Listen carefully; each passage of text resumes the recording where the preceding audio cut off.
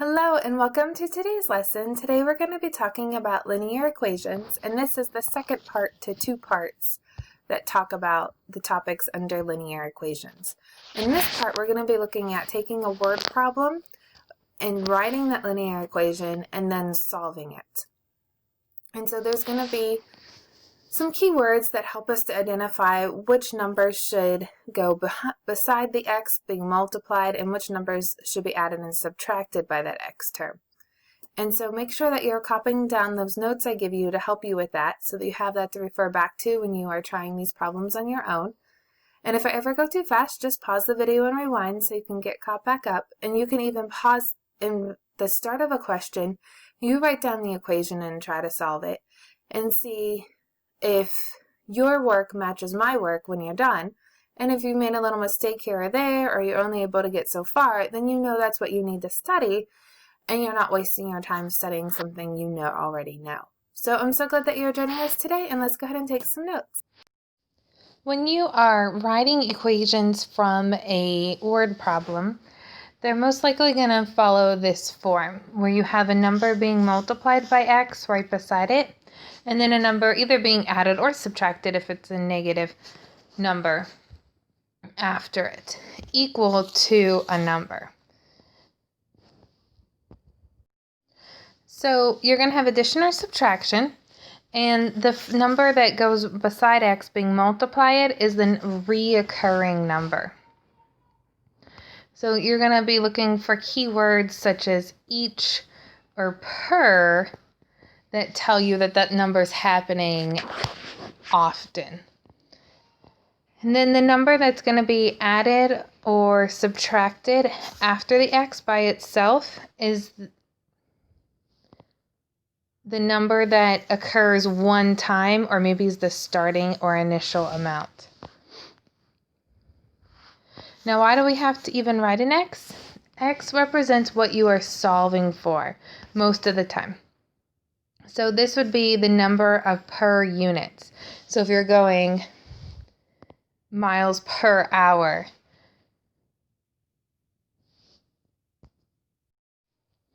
x would represent the hours. And then the number that this is equal to is the total amount or ending amount that the problem talks about. So make sure you have this down in your notes so that you can reference it. If you need to pause now to get caught up, go ahead and do that. This problem says Mikey is reading a 760-page book. Today he started reading on page 83.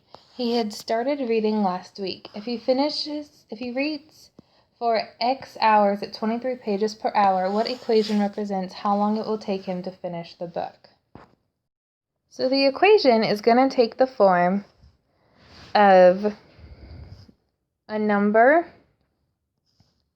X plus or minus a number equals a number. And I just put a plus there, but if I find out that it is going to be minus, I can erase it. So we know that Mikey is reading a 760-page book, and he started reading on page 83. So there's that keyword started. So that's the initial starting one-time occurring number. That number goes after x by itself. So I'm going to put 83. He started reading last week. And then we also know that he reads 23 pages per hour, and that they want x to represent hours. So that 23, that's his rate. That's a number that's reoccurring. Every hour he's reading 23 more pages.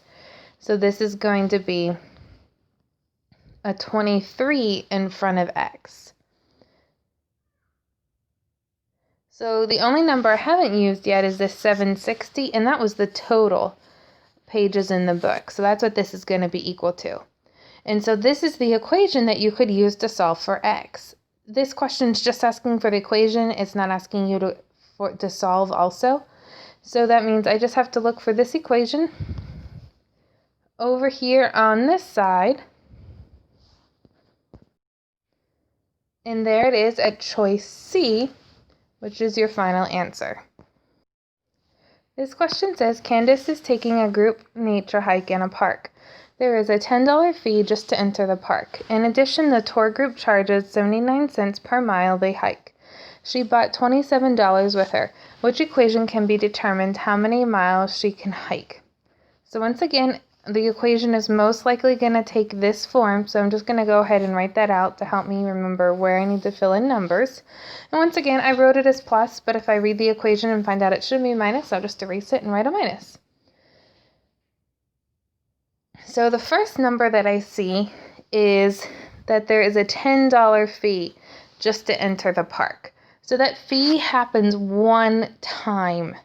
It's the initial fee that she pays to get in. So that's going to be the number that's being added by itself after the X. And then my next number I see is that there's 79 cents per mile they are charged that they hike. So there's that per word. That per word is the key to me knowing that that's 0.79 or 79 cents needs to go in front of the X because that's where the rate goes. The last piece of information we know is that she brought $27 with her. So that's the total amount that she has with her. And so that's going to be what it's equal to is the total amount. And there is the equation that we are looking for in our answer. And when we look for that, we find it in choice A, which is going to be our final answer.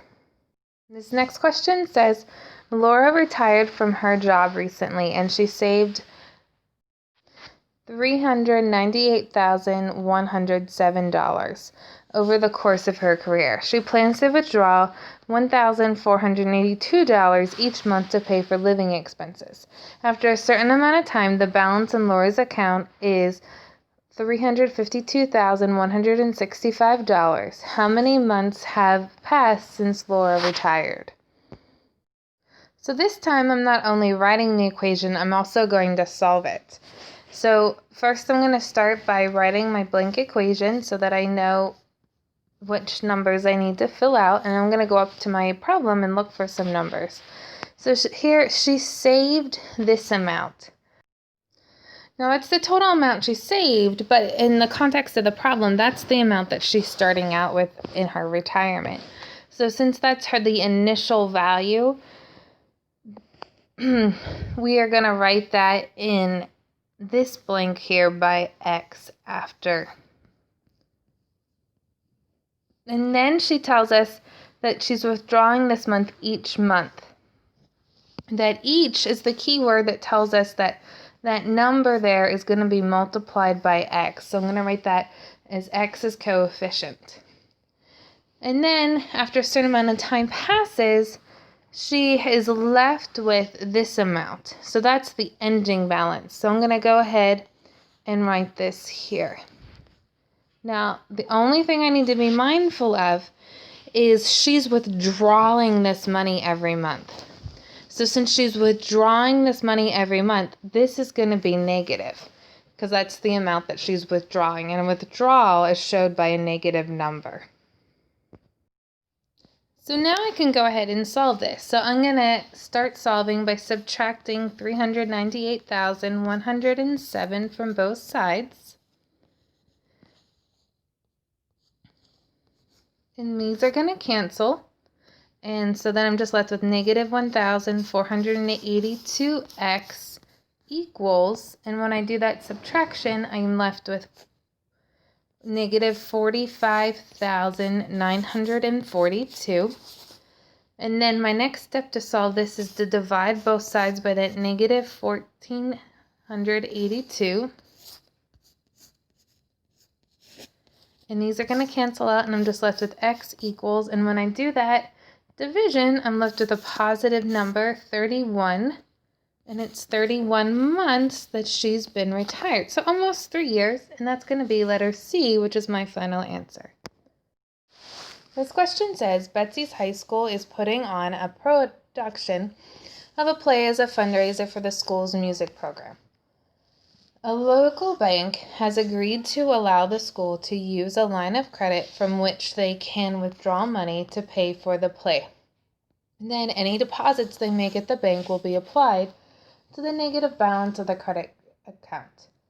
The play costs $2,800 to produce, and they intend to sell tickets for $6 each.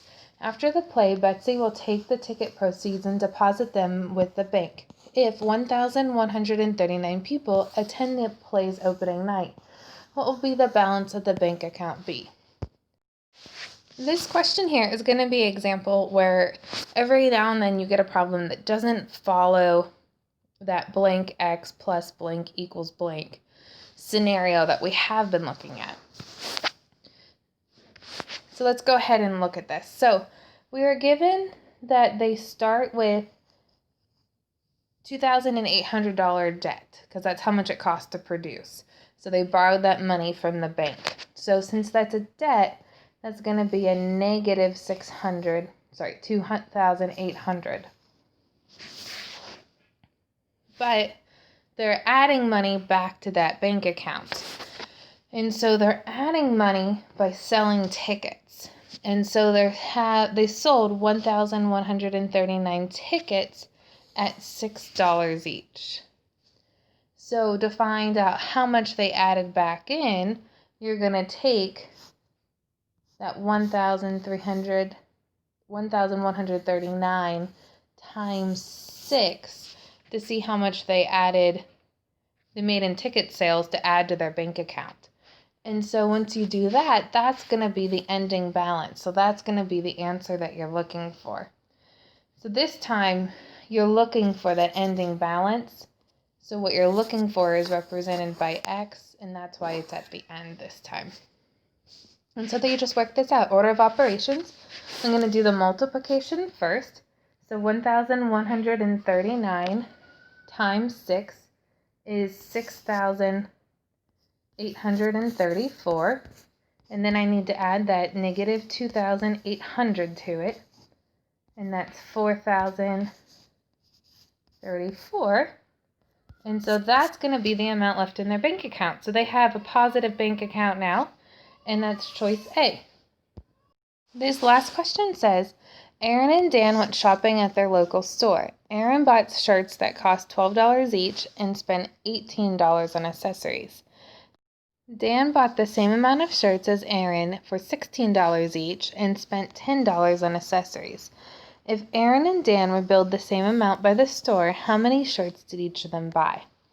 So this one, I need to write an expression for Aaron, and I need to write an expression for Dan. So I'm going to go ahead and look at Aaron first. What do we know about Aaron? We know that her shirts cost $12 each, and that she spent $18 on accessories. So that each word tells us that the 12 is going to go by X. And then she spent $18 on accessories. She just did that once, not multiple times. So that's going to be added to the end.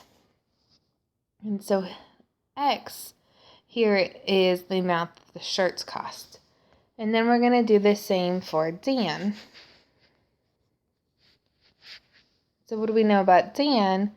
His shirts were $16 each, and he spent $10 on accessories. So this each tells me that I'm going to put the 16 by X, and the $10 on accessories was this one-time cost that he spent money. So it's going to be a plus 10 by itself at the end.